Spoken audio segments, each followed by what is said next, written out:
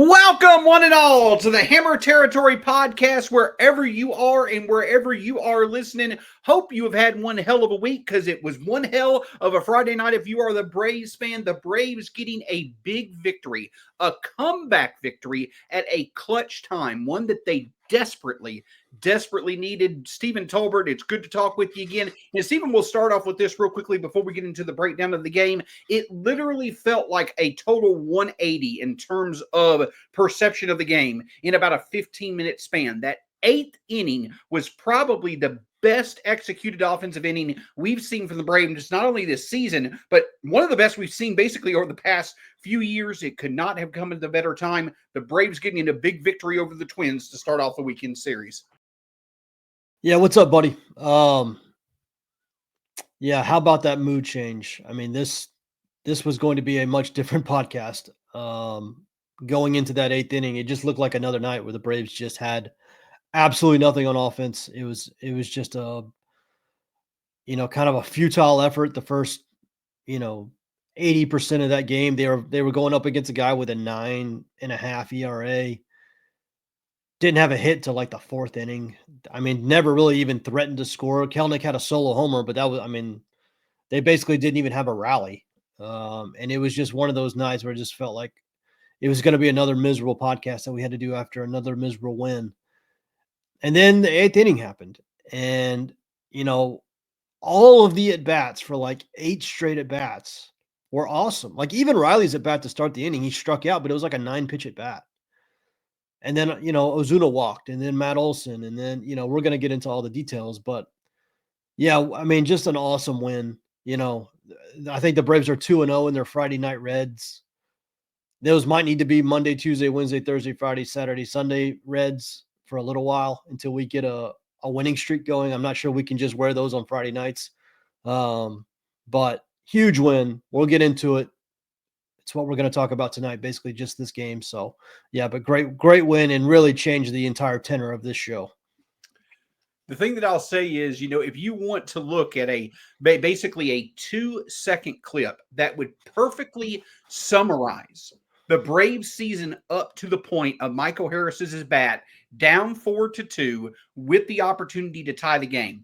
When Michael Harris first made contact on that ball, Steven, it went right to the second baseman. And you could see Michael Harris in the batter's box delay himself and kind of poke his head to the side. And it just seemed like he went from, "Are you bleeping kidding me? Oh, bleep, yeah." When that ball went into right field, you could just see the relief on his face. That, to me, perfectly summarizes this game, how it could not have come at a better time. But we're going to get into some of the details. But another thing that stands out to me before we get into some of the specific players is that overall, in general, Kelenic hit the home run, yes, but we didn't rely on an outburst of home runs. In a rare occurrence, we just relied on putting good at-bats consistently together, and look at the outcome. That, to me, is an extra ingredient that could really allow for this, hopefully, to be the turnaround we're looking for to put some wins together, especially backed by this offense.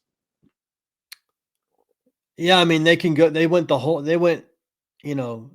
80-85% of the game and couldn't stack more than one at bat, one decent at bat. And then you get to the eighth inning and everybody, listen, the Twins have had bullpen problems. Griffin Jax has had a rough year.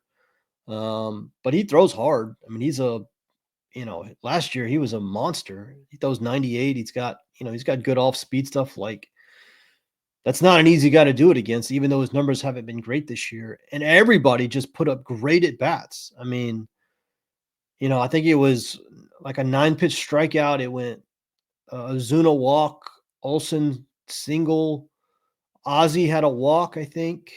No, Ozzie had the infield single. Murphy had the walk. And then Michael Harris had the single, Drake Baldwin. We're going to get into some of the details and some of the stuff that Snit did that we thought was pretty good as well. But yeah, just like stacking good at bats, which we have not seen basically at all this year. This was the first time they'd scored 5 runs in an inning since that Friday night game against the Miami like 2 weeks ago at home where they won 10-0. They have this is only the second time all year they've scored 5 runs in an inning. And that means that, that's what that means. The only way you're going to score 5 runs in an inning if you're stacking good at bats.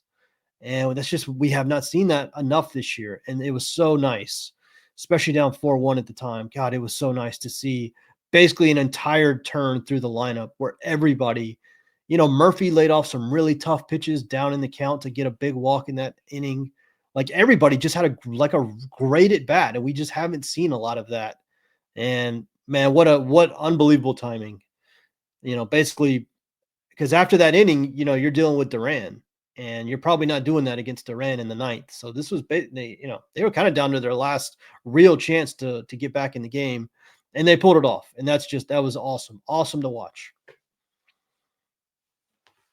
Absolutely. And, we talk about, I talk about the fact that Michael Harris, when it came to his, getting the big hit to tie the game. Well, we'll talk about, some of the moves that Snicker made in a minute, but I want to put tonight's FanDuel Sports Network player spotlight on a player who I think may have been the most deserving of getting that big hit, and that was Drake Baldwin. Stephen, we talked about it all year long. Baldwin had put together good at-bats, made great contact, and just has not gotten anywhere close to the expected results that he deserves for how good he's been.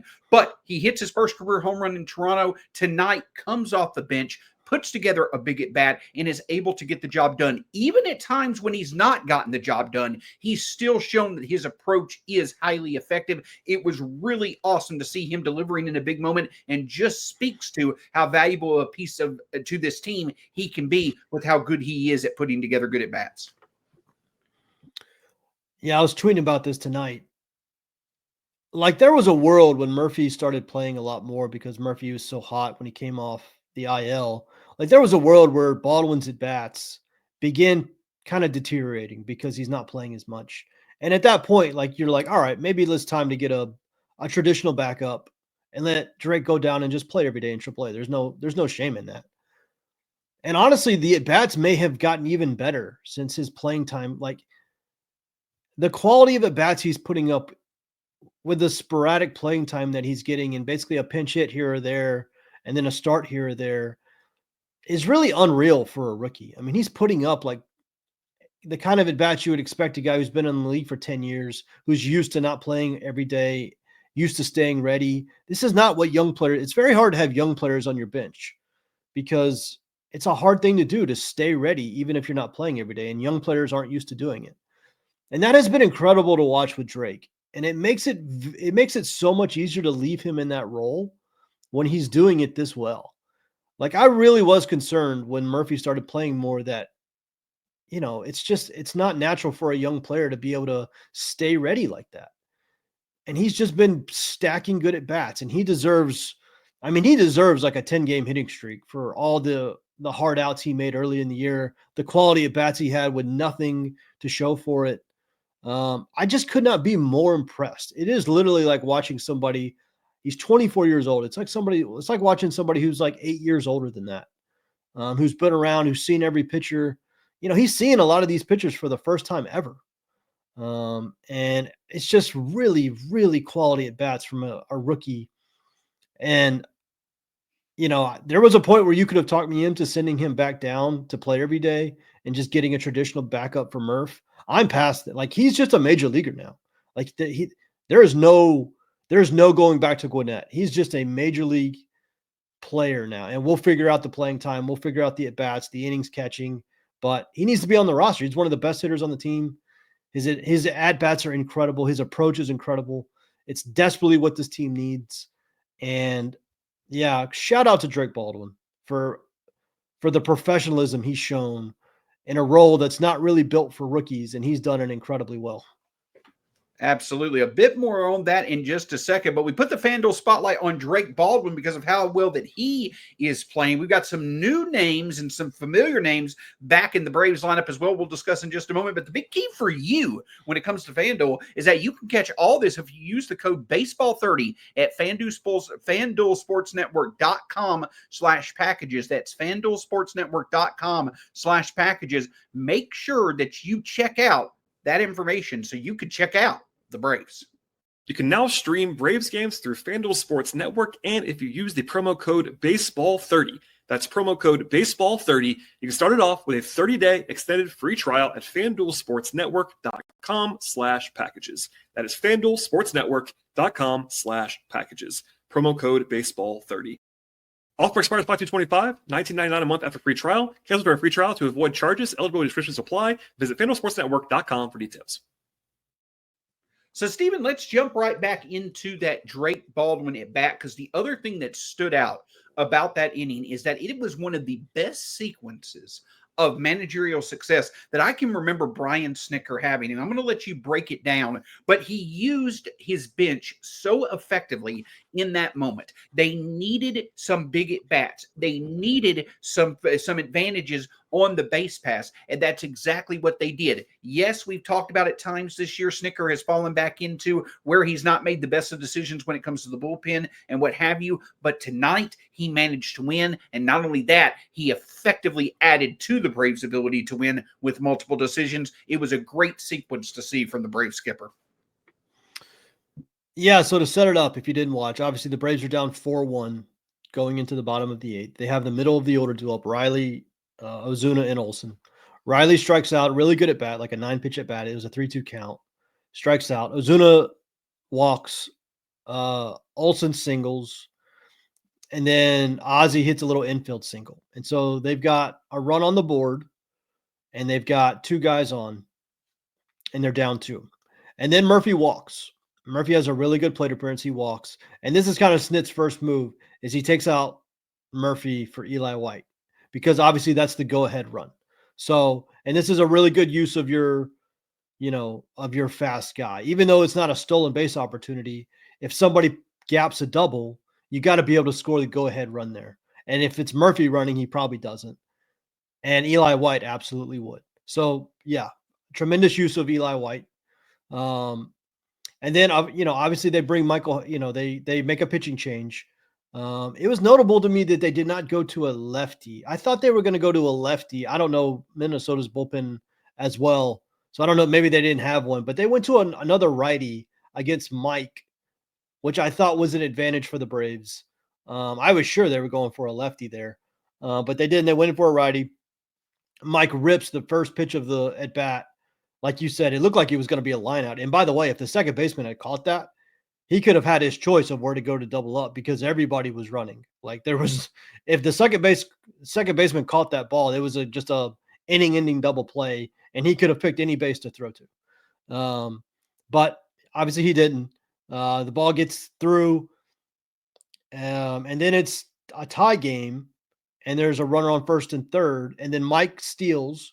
And then, of course, the next at bat was supposed to be, I think it was supposed to be Nick Allen, and Snit pitch hits for Nick Allen with Drake Baldwin. And this is important because obviously that's the one good thing about having Orlando Arcia still on the bench. You're never going to pinch hit Orlando, but he can come in and play short. And I think Snit should do this more, actually. He's very hesitant to use his backup catcher, but in situations like this where you have either a Nick Allen or Orlando Arcia at the plate in a big spot, you need to pitch hit Drake Baldwin and just let the other guy come in and finish the game. I know that's a risk because you're down to one catcher, but the amount of times catchers get hurt in games is not a lot. It doesn't happen nearly as much as managers fear it happening. And so I thought it was a really good move, bringing Drake Baldwin in. I thought they might walk him, but he's a rookie, so obviously the guy decided to challenge him, and he rips the ball back up the middle. But it was a really well-managed inning from Snit. I thought the Braves bench isn't great right now, obviously, because they're missing some guys. Having Ozuna back helps a lot tonight, obviously. But, I thought Snit put all the right buttons there, and especially pinch hitting Drake Baldwin for Nick Allen there. And just having Orlando finish the game. I think he needs to pull. I love that he did it tonight. I think he needs to pull the trigger on that same idea a little more aggressively in other games as well. Yeah, and the other thing that I'll say about this is that I don't in any way, shape, or form think the Braves had the deepest offensive bench in baseball, or that they had the most talented bench or anything like that. But it does feel like that there's a pretty versatile bench here, right? Because you have the ability to present, sources of quality at bats, depending on whether you're facing a righty or a lefty. You've got some speed that you can put in place. You've got the ability to be able to, if you take like Allen out, you can put Arcia in. If you take Murphy out, you can put Baldwin in somewhere in the lineup. You've got trustworthy pieces on this bench, and we've not always had that when it comes to the Braves. Plus, also obviously, some good fielding options as well. So I think the versatility of this Braves bench could allow for them to find success in these spots where they need to make a rally late in innings. Having a versatile bench gives Brian Snitker options, and if he has confidence in those options, hopefully we'll see this more often than not where he makes good decisions. And I'll say this. There was an inning earlier in the game. It might have been the inning before. I can't remember. But they had brought in a lefty and Kelnick was up. So they pinch hit. And the first guy off the bench was Stuart Fairchild. And then you realize that, like, the three right-handers the Braves have on the bench are Fairchild, Eli White, and whoever's not playing shortstop that day. Today it was Orlando.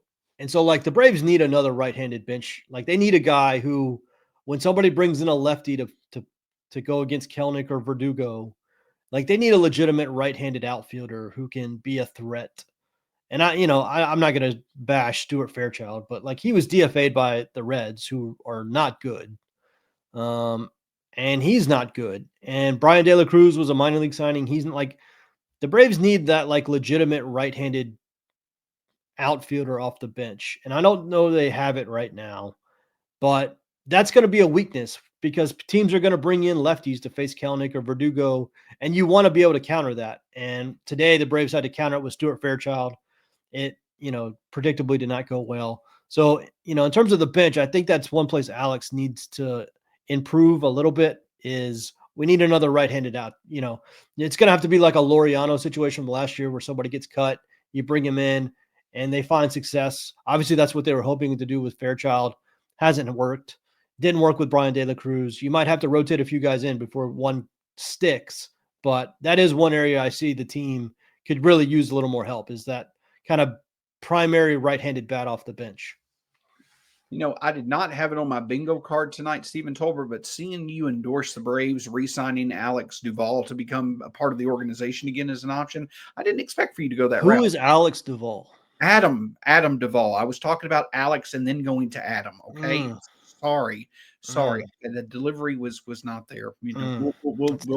We'll do better. Shout out to Adam and Alex Duvall, whoever Alex Duvall is. It's his brother. It's his lesser known brother. But the other thing I will say is they do have an Alex in their, you'd like this segue. They do have an Alex in their system. And of course, that's the one that got called up today. Alex Verdugo, the Braves surprise late end of spring training signing, one that we've kind of all scratched our heads about. Then it wound up being quite a valuable signing when we found out what occurred with Profar. He became a part of the Braves organization today in terms of the major leagues and got put right into the leadoff spot for Atlanta. Tonight, overall, 0 for 5, but some quality at bats, put some really good hard hit balls into play. Also, let's not forget the fact that Marcell Ozuna, he got kind of the stuff going in the 8th inning with that walk. The thing I'm getting at, Stephen, is that it's good to just have major league talent in the lineup. I'm not necessarily saying that Alex Verdugo all of a sudden is going to become a Ramon Laureano-esque addition to this club. You hope that he certainly will. But the point is that seeing him at the top of that order, you get a little bit more comfortable, I feel. You get someone that has kind of been around for a while and can put together some quality at bats more consistently than the other Braves options. Good to see Verdugo finally get a chance. It'll be interesting to see what he can contribute to this lineup as we go forward. Well, what I noticed about Verdugo tonight is, one, he had 2 100-mile-an-hour lineouts in his first 2 at-bats, and I was just thinking to myself, I mean, maybe it's just anybody that puts on a Braves uniform at this point. It really felt like, welcome to the team. This is kind of a rite of passage on this team is you got to have some bullets right at people. So that was, he had quality at bats tonight. The other thing I noticed is he did take a lot of bad pitches, and that sounds like something that's, kind of taken for granted. But honestly, with the Braves' other leadoff options right now, none of them know how to take bad pitches. They all swing at bad pitches. So just having a guy like his second at bat, it ended up being like a 104-mile line out, but he got to like a 3-1 count. And honestly, I can count like on one hand the number of times like Michael Harris has been in a 3-1 count. So honestly, just being able to take pitches and work counts, I'm not expecting Alex Verdugo to be anything crazy, but the Braves outfield has been so bad this year that, like, even if he puts up like a 90 WRC plus, which is kind of what he's done the last couple of years, that is a stark improvement over what they've gotten so far. Now, obviously, everybody expects Michael to bounce back at some point. He obviously had the big hit tonight. He had a single in the at-bat before the big hit tonight as well. So he had 2 hits tonight. My guy Mike has got to learn how to take a walk. He's got to learn how to stop swinging at so many crappy pitches. He's swinging at more crappy pitches this year than he ever has before. We got to fix that, but he's got so much talent. I mean, we saw the running catch at the wall tonight off Byron Buxton's bat. Like, he's got so much talent. But yeah, Verdugo, again, you got to temper expectations, but I like him better than Brian De La Cruz or Jared Kelenic. I know Kelenic homered tonight, but like, at least he can take a walk and he's not going to strike out 30% of the time. And I couldn't say that about any of the other guys. So we'll see we'll see where they put him. Leadoff was aggressive, but I understood why Snit did it. It's going to be interesting what happens when there's a lefty on the mound. If like Stuart Fairchild is going to get starts, are they going to put a lefty? Are they going to put Verdugo or Kelenic in versus a lefty? I don't know. We'll see what they do. Again, this is another reason I think the Braves need another right-handed outfielder. But yeah, notable first game. I thought he had some good at-bats. We'll see how it goes. Absolutely. And you got off to a pretty good start tonight, so you certainly hope that continues when it comes to this Braves organization. But from the offense having another good night to the pitching staff, which, kind of got bailed out a bit. We'll discuss that in just a moment. But before that, a word from our partners. This year, there's nothing holding you back from loving your hair again. Let Nutrafol target the key root causes of your thinning hair and help you grow stronger, healthier strands from within. Nutrafol is the #1 dermatologist-recommended hair growth supplement brand, trusted by over 1.5 million people. See thicker, stronger, faster-growing hair with less shedding in just 3 to 6 months with Nutrafol. Building a hair growth routine is simple. Purchase online, no prescriptions required. Automated deliveries and free shipping keep you on track. Plus, with a Nutrafol subscription, you can save up to 20%.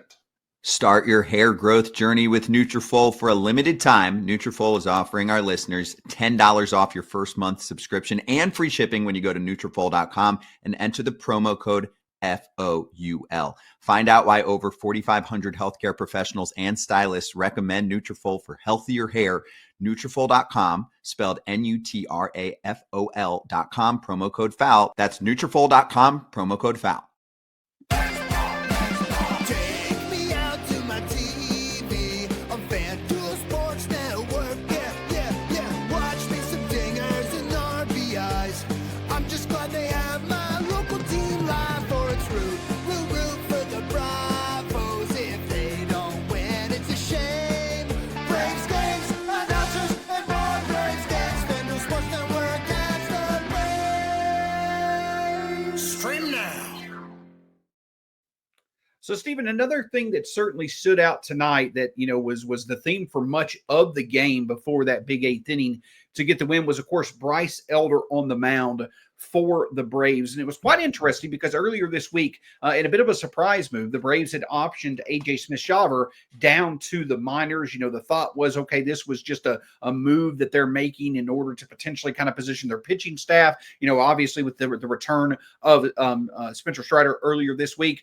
But the Braves wound up giving Bryce Elder a start, and once again, he proved to be ineffective.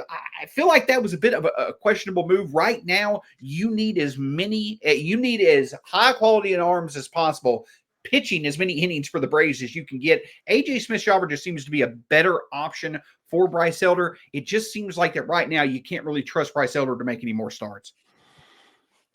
Yeah, I don't get it. I said it at the time last week when it happened. I don't understand. They had the choice to option either Elder or Smith-Shawver. I don't understand why they picked Smith-Shawver. On top of the fact that Elder has got like an 8 ERA and an 8 FIP right now, and Elders are both in like the 4s. AJ just has more upside. And,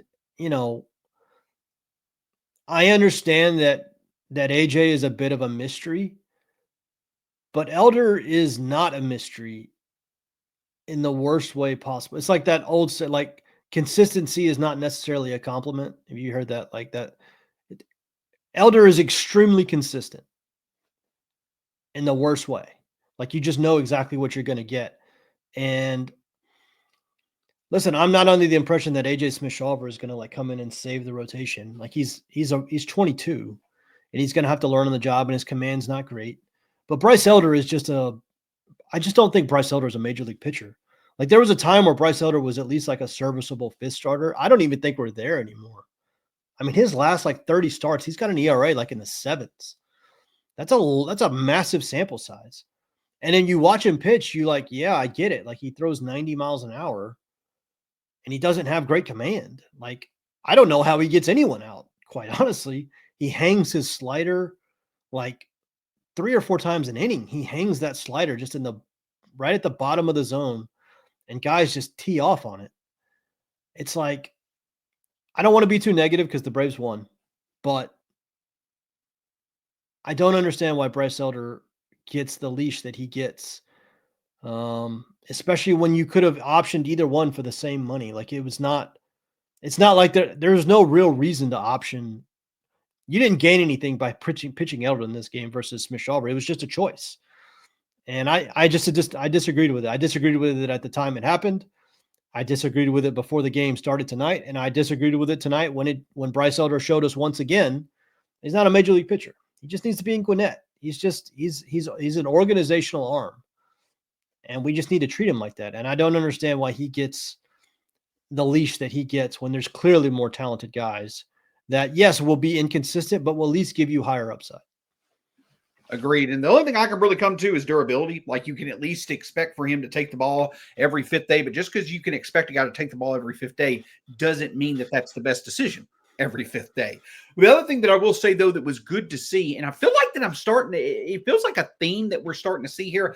I feel this Braves bullpen overall has done a bit better than expected than the numbers suggest. I don't have the expected numbers in front of me, but it seems like that this Braves bullpen is continuing to kind of find its way in terms of being successful. 4 scoreless innings tonight, again, played a big role, even though the offense, rightfully so, deserves a lot of the credit tonight. This bullpen deserves credit as well. It really seems like some guys are falling into place in terms of the roles that they're expected to do, and also a clean, pretty dominant 9th inning from Raisel Iglesias was nice to see. An overall great performance from this bullpen in a needed time.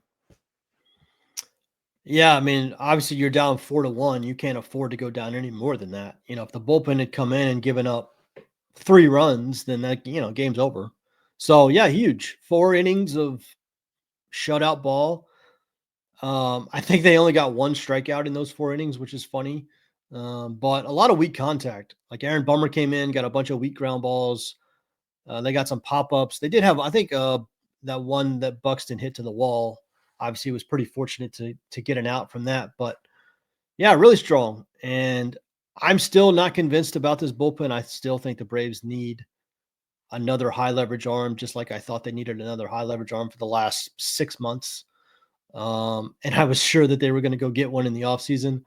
I still think we're in need for another one, but yeah, every game they go score. I mean, you can't argue with scoreless baseball. You can't argue with four scoreless innings to hold the lead right there and give the offense a chance to catch up. So I think the Braves need more depth there. Kimbrel's going to come up at some point.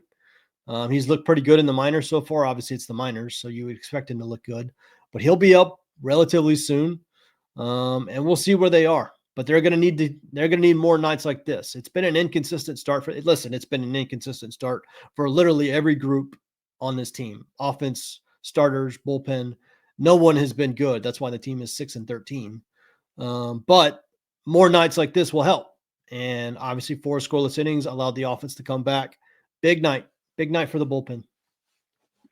Absolutely. And so where that kind of sets us the stage is once again allowing for the Braves to be able to turn this into an opportunity to kind of get some momentum going. And Steven, I think there's 3 big reasons as to why tomorrow is such an important game. One, obviously, is the Braves just building off a victory. This offense being able to put together 2 consistent good performances. They have an opportunity to do it against a pitcher that they should have some success against in Simeon Woods Richardson. But the ability for them to be able to put 2 good offensive performances together and get another series win, that's the first reason why I think it's an opportunity. The second reason why I think it's an opportunity, Stephen, is because if you look at the Braves schedule, Now is the time for them to make their move. I'm not saying that the season, they're 1 or 2 losses away from the season being over, but over the next month, basically through May 15th, the end of May is pretty hard, but basically through May 15th, this team is playing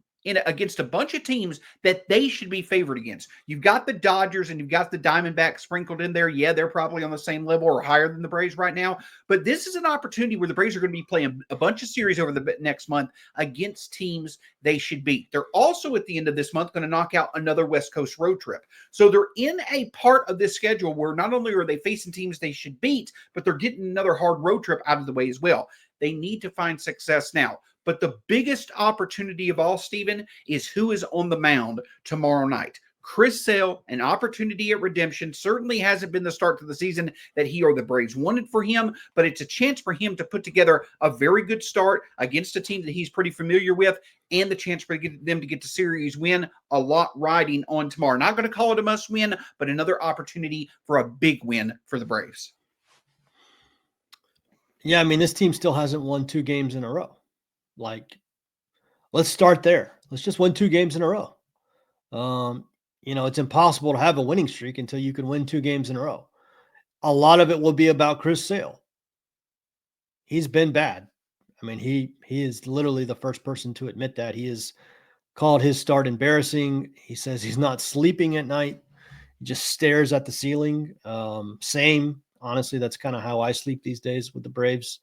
But he's one good start away from, a different narrative to the season.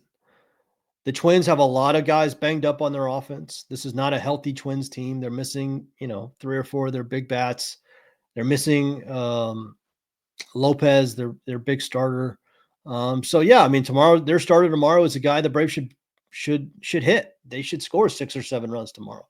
Now, I never expect this offense to score 6 or 7 runs anymore because they've just so many times come into games like this where they should do well and gotten dominated. So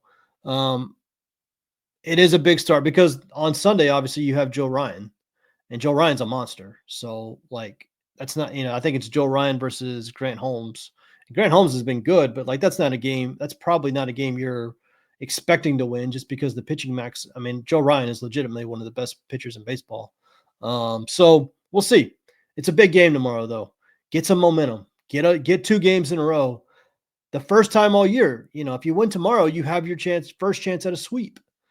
And then that's how you really get momentum. And that's how you really start cutting into some of this deficit that you've built for yourself, is sweeping teams when you have the chance to.